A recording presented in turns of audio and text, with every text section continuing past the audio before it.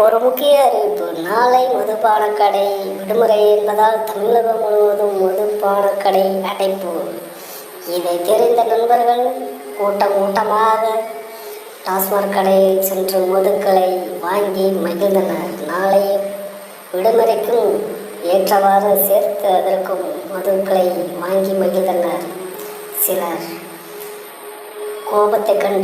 கும்பலை கண்டு கோபம் கொண்டனர். இதோ வேலைகளை முடித்துவிட்டு அவசரமாக மதுக்களை வாங்கி பருகி உற்சாகம் அடைக்கும் மது பிரியர்கள்.